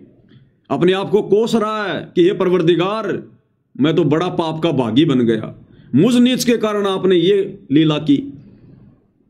और उसने मुंह धोया और अगले क्षण जैसे उसने मुंह धो लिया और भगवान से उसने ये प्रार्थना की कि परमात्मा मैं तो असंख्य जन्मों तक पाप का भागी बन जाऊंगा, मेरे कारण आपने पूरी सृष्टि को डुबो दिया। तुरंत परमात्मा ने ऐसा कर दिया कि जैसे बरसात हुई ही नहीं। जो व्यक्ति खेत में काम कर रहे थे खेत में काम कर रहे हैं, जो व्यक्ति अपने किसी ऑफिस में काम कर रहा था, कोई लिखा पढ़ी का काम कर रहा था पेन और उस कागज से, वो लिखा पढ़ी का काम कर रहा, उनको पता भी नहीं क्या हो गया, उस बही के ऊपर एक पानी का टपका भी नहीं है। उनको पता ही नहीं चला कि पूरा संसार डूब गया था, सब मर गए थे, बाढ़ आ गई थी। वो तो अपना काम कर रहे थे और भगवान ने लीला कर दी। ऐसे ही बच्चा उत्पन्न करवाने वाली उस औरत को भी नहीं पता चलता कि तेरे हाथ में कौन सा बच्चा आया था, कौन सा चला गया और फिर कौन सा आ गया। ऐसी लीला करता ये भगवान। भाई और बहनों, साहिब से सब होत है, बंदे से कुछ नाई, और राई से पर्वत कर दे, फिर पर्वत से राई। मोला जल से थल करे। उसके बाद परमात्मा ने वाणी कही कि मोला जल से थल करे और थल से जल कर देत, और साहिब तेरी साहिबी श्याम कहूं के सवेत। ये परमेश्वर तेरी महिमा को मैं क्या कहूं, क्या नाम दूं, शब्द नहीं है। तो इस प्रकार से 8 सितंबर 1951 को इंद्रोमाई की कोख से जो काल की आत्मा आई थी, कबीर भगवान ने, सतगुरु रामपाल जी ने उस आत्मा को गायब कर दिया और स्वयं अपनी वचन शक्ति से, शब्द शक्ति से वैसा ही रूप बनाकर, शिशु रूप बनाकर, या तो दाई के हाथ में या फिर बराबर में लेट गए और कुछ नहीं पता चला कि कौन सा बच्चा क्या है, कौन सा बच्चा क्या नहीं है। इसलिए गुरुदेव भगवान ने अपने आप को छुपाते हुए कहते हैं, स्वयं कबीर भगवान स्वयंभू होते हुए, इस दास का जन्म किसान परिवार में हुआ, इस दास का जन्म किसान परिवार में हुआ। भाई जन्म हुआ है, लेकिन हुआ किसका? शिशु का। कौन शिशु? जो काल ने आत्मा भेजी थी। और फिर गुरुदेव कहते हैं आपने इस दास को परमात्मा मानना पड़ेगा। भैया परमात्मा जब मानेंगे जब आप में परमात्मा के गुण होंगे। परमात्मा उसको माना जाता है जिसमें परमात्मा के गुण होते हैं, और परमात्मा का गुण है वो कभी मां के गर्भ से जन्म नहीं लेता, वो प्रकट होता है, स्वयंभू है। इसलिए हम सत्सेवक भाई बहनों को गुरुदेव के आशीर्वाद से आज ये भेद समझ में आ रहे हैं। इसलिए हमारी आत्मा ने मान लिया, हमारे हृदय ने मान लिया कि परमेश्वर रामपाल जी का जन्म नहीं हुआ, ये स्वयंभू परमात्मा है, ये लीला चाहे कुछ भी करे। इसलिए हम 8 सितंबर से अपने गुरुदेव भगवान को परमात्मा मान रहे हैं, स्वयंभू। इनका जन्म नहीं हुआ, ये कोई कबीर जी की आत्मा वात्मा नहीं है, कोई संदेश वाक नहीं है, ये स्वयं सारी सृष्टि के पालक हैं। ये जो मर्जी लीला कर लें, कौन जाने इनकी लीला को। इनसे बढ़कर लीलाधर है कोई संसार में? तो ऐसे परमेश्वर खेल खेलते हैं भाई और बहनों। इसलिए हम भगत भाई बहनों ने, चाहे हमारे खुद के भगत भाई बहन कितना क्यों ना चीखें, कितना क्यों ना चिल्लाएं, हमने 650 साल पहले वाली गलती नहीं करनी है। उस समय के उन पंडितों ने, उन विद्वानों ने हमारे को जो बहका दिया कि कबीर जी अनपढ़ है, कबीर जी अनपढ़ है, और हमने मान लिया कि हां कबीर जी अनपढ़ है। ऐसे ही वर्तमान में ये लोग कह रहे हैं, हमारे ये गुरु भाई, ये कोऑर्डिनेटर गुरु का परिवार, कि गुरु जी का जन्म हुआ है, गुरु जी का जन्म हुआ है। अब हम नहीं मान सकते भाई, एक बार धोखा खा गए, दोबारा धोखा नहीं खाएंगे। अब पिछली बार तो उसको अनपढ़ कह के रिजेक्ट करवा दिया, अब की बार तुम उसको जन्म लिया और मान कर रिजेक्ट करवाओगे। अब की बार हम धोखा नहीं खाएंगे। साध संगत से समझ है आया, हम अब नहीं धोखा खाएंगे। चलो चलो रे भगतो, साध संगत में गुरु जी को भोग लगाएंगे। ये परमात्मा ने 2-2.5 साल पहले लिखवा दिया, जब दास हिसार जेल में बैठा हुआ था, कि साध संगत से भेद है पाया, सतगुरु रामपाल जी ने सफल बनाया, जो लिखवाया परमात्मा ने। तो ये ना सोचना कि ये पवन दास ने लिखे भाई और बहनों ये शब्द है। मुझे मेरी औकात का अच्छे से पता है, नाम भी ढंग से लिखना नहीं आता, तो ये परमेश्वर ने लिखाए हैं।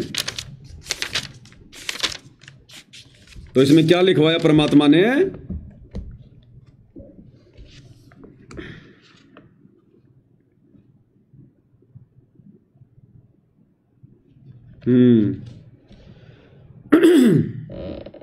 चलो शब्द ही गा लेते परमात्मा का, फिर लास्ट में जो पॉइंट आएगा इसी विषय पर कि परमात्मा ने जन्म नहीं लिया है। बंदी छोड़ सतगुरु रामपाल जी परमेश्वर जी की जय हो। चलो चलो रे भगतो, साध संगत में गुरु जी को भोग लगाएंगे। चलो चलो रे भगतो, साध संगत में गुरु जी को भोग लगाएंगे, गुरु जी को भोग लगाएंगे, बंदी छोड़ को खूब रिझाएंगे, गुरु जी को भोग लगाएंगे, बंदी छोड़ को खूब रिझाएंगे। चलो चलो रे भगतो साध संगत में गुरु जी को भोग लगाएंगे।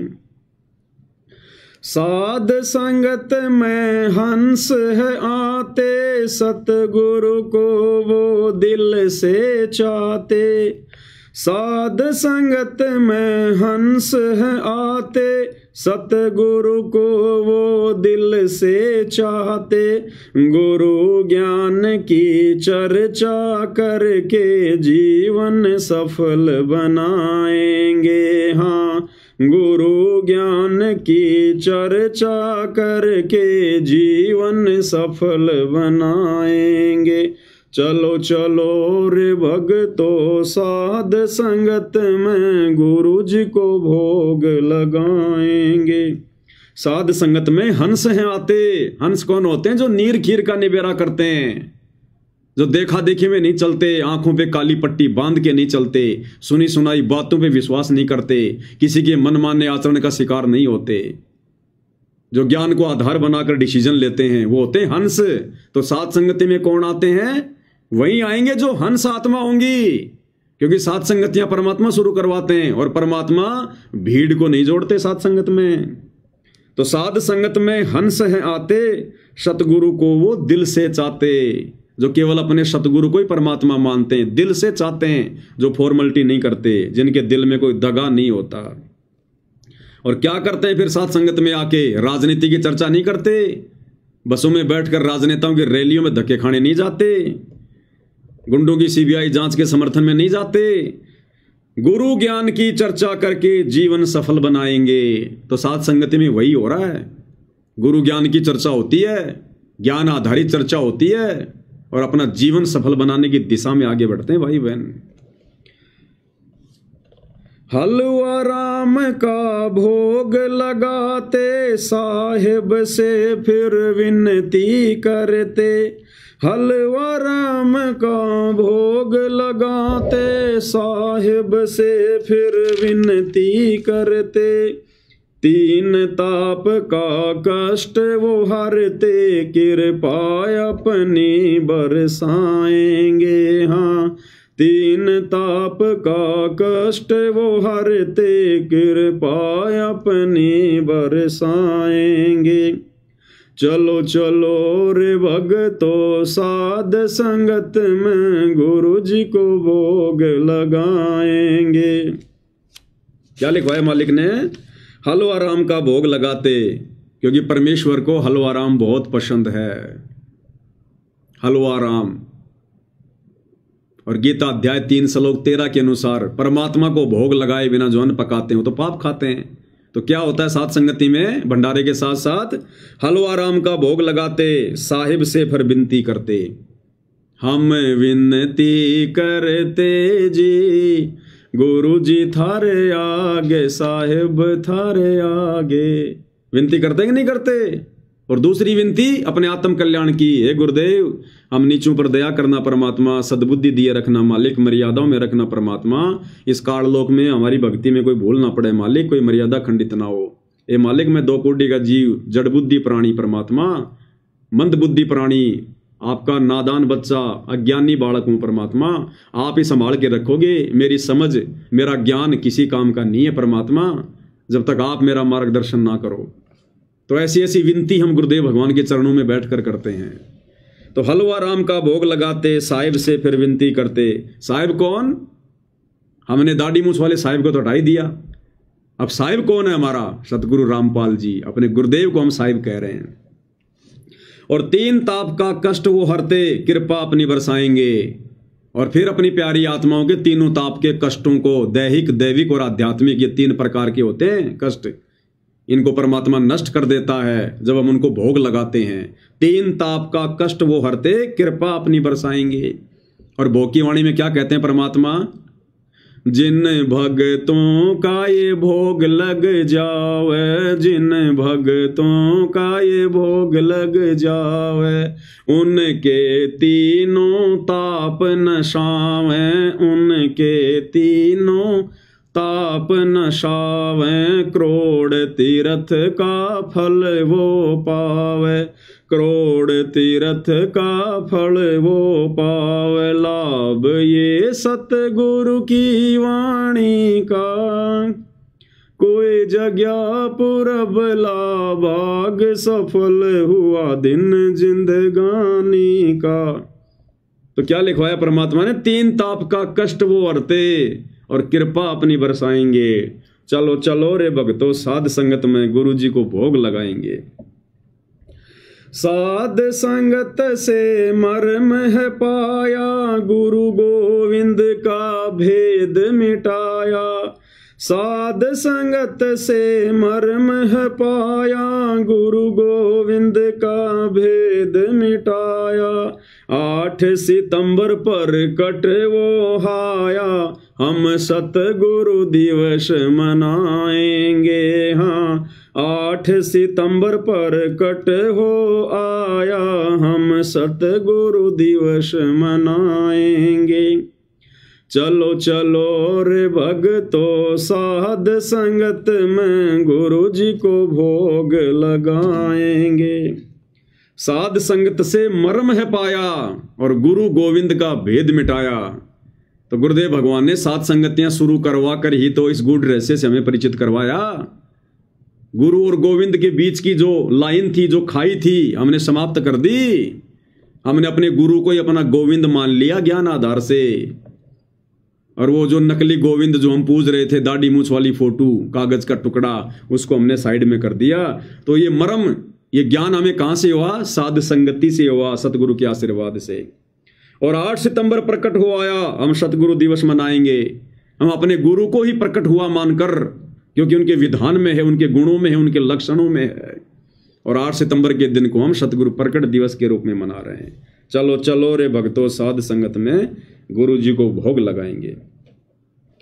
गीता जी ने महिमा गाई, सतगुरु की पहचान बताई। गीता जी ने महिमा गाई, सतगुरु की पहचान बताई। साध संगत से समझ है आई, हम अब नहीं धोखा खाएंगे। हाँ, साध संगत से समझ है आई, हम अब नहीं धोखा खाएंगे। चलो चलो रे भक्तों, साध संगत में गुरु जी को भोग लगाएंगे।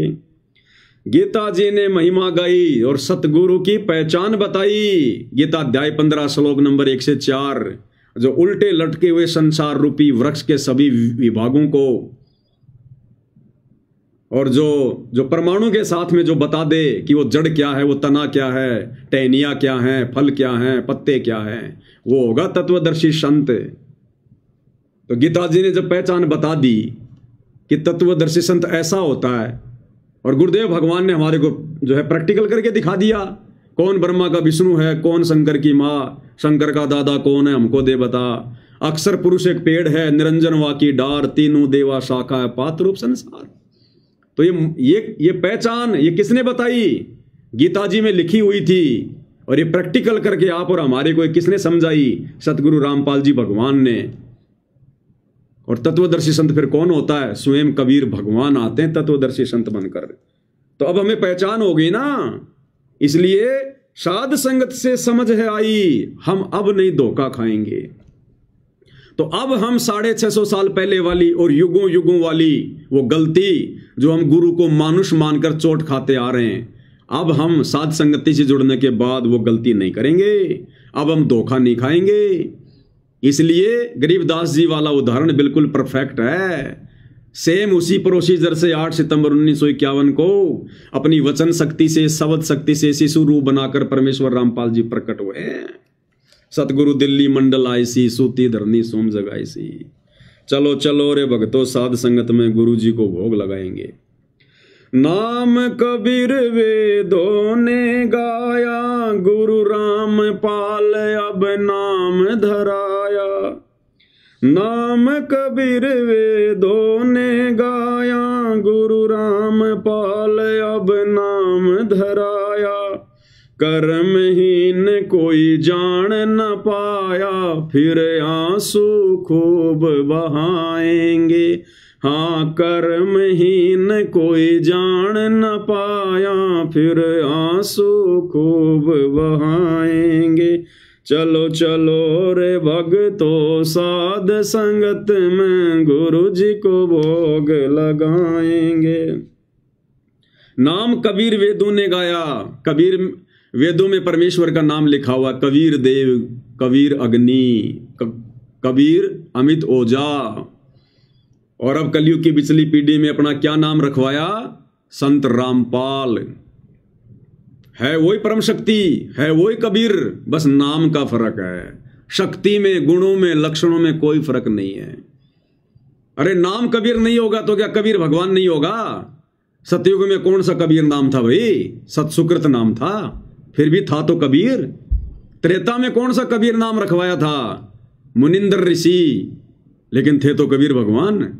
द्वापर में कौन सा कबीर नाम रखवाया था? करुणामय ऋषि, लेकिन थे तो कबीर भगवान। समर्थ तो वही थे। तो वर्तमान में कोई जरूरी है कबीर नाम रखवाएंगे? अब हम पहचान लेंगे भगवान को, उनकी खुशबू से पहचान लेंगे। एक फिल्म देखा करते थे पहले हम, जीत, सन्नी देओल की, सलमान खान की, करिश्मा कपूर की। उसमें गाना आता था, वो जो हीरो है ना, हीरो सन्नी देओल, वो गाना गाता था उस करिश्मा कपूर के लिए कि तू धरती पर चाहे जहां भी रहे, तेरी खुशबू से तुझको पहचान लूंगा।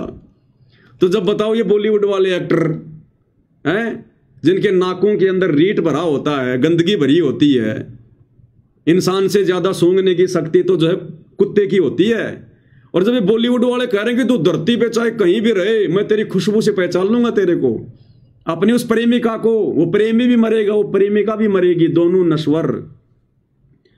तो भाई और बहनों, हम आत्मा अमर और हमारा परमात्मा अमर जो धरती पर आ चुका है, तो क्या अब उनके द्वारा दिए गए ज्ञान से हम नहीं पहचान पाएंगे अपने भगवान को? तो अब वो भगवान चाहे किसी भी नाम से क्यों ना आए, धरती के किसी भी कोने पर क्यों ना आए, अब हम अपने गुरुदेव भगवान को इस तत्व ज्ञान रूपी इस खुशबू से पहचान लेंगे कि हाँ, ये तो वही मेरा भगवान है, मेरा परमात्मा है, मेरा पति परमेश्वर है, जो 650 साल पहले मैंने अपनी गलती से इसको छोड़ दिया था, मानुष मानकर, गुरु मानकर। तो अब पहचान लेंगे भगवान को। और पहचान लिया तो नाम कबीर वेदों ने गाया, गुरु रामपाल अब नाम धराया, और परमात्मा ने खुशबू छोड़ दी 650 साल पहले। भाई जल्दी ले ले नाम गुरु का, तुझे मनुष्य जन्म मिल जावेगा। रामपाल तेरा सतगुरु आके, तन फिर भक्ति दर डावेगा। मन मान जा बुढ़ापा आवेगा। तो ये खुशबू छोड़ दी भगवान ने 650 साल पहले कि आगे चलकर मैं रामपाल नाम से आऊंगा। तो पहचान लिया ना हमने अब। तो बताओ फिर कहां दिक्कत आ गई? नाम कबीर वेदों ने गाया, गुरु रामपाल अब नाम धराया। और कर्महीन कोई जान ना पाया, फिर आंसू खूब आएंगे। कर्महीन कौन? ये संसार वाले नहीं, जगत वाले नहीं। अरे उपदेश लेने के बाद भी जो संगत वाले, जो अपने गुरु को मानुष मान रहे हैं, मां के गर्भ से जन्म लिया हुआ मान रहे हैं, वो हैं मुख्य, वो कर्महीन। जो सतगुरु के संगत में आकर भी, सतगुरु के चरणों में आकर भी, उपदेश लेकर भी, तत्व ज्ञान सुनकर भी जो अपने गुरु को नहीं पहचान पा रहे, वो है रियल में वो कर्महीन प्राणी। सकल पदार्थ है जगमाही, और कर्महीन जो है कोई जान ना पाई। तो कर्महीन कोई जान ना पाया, फिर आंसू खूब आएंगे। और सतगुरु के यहां से जाने के बाद में फिर गुरु जी कहते हैं मेरे जाने के बाद में फिर मेरी मंडी पूजेंगे, मंडी मेले भरेंगे, फिर क्या मिलेगा? यहाँ टट्टू मिलेगा। तो फिर आंसू बहाएंगे, फिर रोने के अलावा कुछ भी हाथ नहीं लगेगा। फिर चलो चलो रे भक्तों साध संगत में, गुरु जी को भोग लगाएंगे। तो ऐसी लीला करते हैं भाई और बहनों। इसलिए अब हम ये धोखा नहीं खाएंगे। परमेश्वर ने सात संगतियां इसीलिए शुरू करवाई है। अब हमने पहचान लिया अपने भगवान को, अपने परमात्मा को, हमने उनकी खुशबू पहचान ली है। अब ये खुशबू भाई हम कहीं बैठकर भी सूंघ लेंगे, अपने परवरदिगार को पहचान लेंगे। अब हम धोखा नहीं खाएंगे, जो धोखा हम युगों युगों से खाते आ रहे हैं। तो संगत वाले चाहे कितना जोर लगा लो, जगत वाले चाहे कितना जोर लगा लो, ये सूक्ष्म रूप में काल भगवान आके कितना जोर लगा लो, अपने एजेंटों से कितना जोर लगवा लो, कितना डराओ, कितना धमकाओ, कितना मार पिटाई करो, कुछ भी करो, जब हमारा भगवान गुरु रूप में आकर और हम नीचों को दुनिया भर की मार खा खाकर जेल में बैठ बैठ कर यातना सहन कर करके भी नहीं भूल रहा, हमारे आत्म कल्याण के लिए दिन रात वो चिंतित है, तो हम नीचों का तो सबसे बड़ा स्वार्थ है आत्म कल्याण का। फिर हम छोटे मोटे दुखों में इन कष्टों को इनको प्राप्त करके हम अपने भगवान को कैसे भूल जाएंगे, हम कैसे छोड़ देंगे उनको? कतई नहीं छोड़ सकते। अब ये फाइनल गेम है, फाइनल गेम, ये मौका फिर बार बार नहीं मिलेगा, बार बार। तो भाई और बहनों, परमेश्वर की महिमा तो बहुत अथाह है। सात समुद्र की मसी करूं, लेखनी करूं बन राय, धरती का कागज करूं, गुरगुण लिखा न जाए। लेकिन आप और हम दो कोटि के जीव हैं भाई और बहनों। परमेश्वर की महिमा के साथ साथ भक्ति भी बहुत ज़्यादा मायने रखेगी, क्योंकि जब तक दिन में कम से कम 2 घंटे सुमरण नहीं होंगे, कम से कम 1 घंटे सतनाम का या 1.5 घंटे सतनाम का और आधा घंटा प्रथम नाम का और तीनों समय की आरतियाँ, जब तक ये हमारी भक्ति वाली खुराक भी हम बराबर नहीं खाएंगे, तो ये अकेला ज्ञान और समझ भी ज़्यादा लंबा नहीं चल पाएगी। इसलिए हमने भक्ति को बराबर रखना है, तभी हमारी बात बनेगी। तो सुमरण और भक्ति भी बहुत ज़रूरी है, हमारी मर्यादा भी बहुत ज़रूरी है। परमात्मा कहते हैं गाड़ी के चारों टायर जब तक ओके नहीं होंगे, गाड़ी चाहे 1 करोड़ की है, वो ढंग से नहीं चलेगी। चारों टायर बिल्कुल ओके होने चाहिए। टायर की कीमत ज़्यादा नहीं होती गाड़ी की तुलना में। टायर तो कोई 20-25 हज़ार का होता होगा, और गाड़ी 1 करोड़ की। अगर वो एक टायर अगर पंचर है, वो 1 करोड़ की गाड़ी भी यूं चलेगी सांप की तरह, मंजिल पर नहीं पहुंचाएगी। तो इसी प्रकार मान लो हमने महिमा कर ली और भक्ति हमारी बनी नहीं, मर्यादा हमने तोड़ दी, सुमरण पूरा हमारा हुआ नहीं, तो भी हमारी भक्ति रूपी गाड़ी सांप की तरह चलेगी, टेढ़ी मेढ़ी। इसलिए हमने चारों टायरों को बिल्कुल ओके रखना है। महिमा भी हमने बराबर करनी है, मर्यादा भी बराबर रखनी है, सुमरण भी बराबर करना है, आरती भी बराबर करनी है, 5 यज्ञ भी हमने बराबर करने हैं, नेक नीति ईमानदारी से बिल्कुल और धैर्य के साथ में भक्ति मार्ग पर अपने गुरुदेव भगवान को अपना परम सहारा मानकर। रूठो जग सारा, रूठे ना परमेश्वर हमारा, इन्हीं का है परम सहारा। तो पूज्य गुरुदेव भगवान के आशीर्वाद से सतगुरु महिमा में आज केवल इतना ही। कल परमेश्वर फिर मौका देंगे, फिर उनकी खिदमत में हाजिर होंगे। तब तक गुरुदेव भगवान हम सभी भाई बहनों को सद्बुद्धि दे, मार्गदर्शन करे, आशीर्वाद दे। बंदी छोड़ सतगुरु रामपाल जी परमेश्वर जी की जय हो।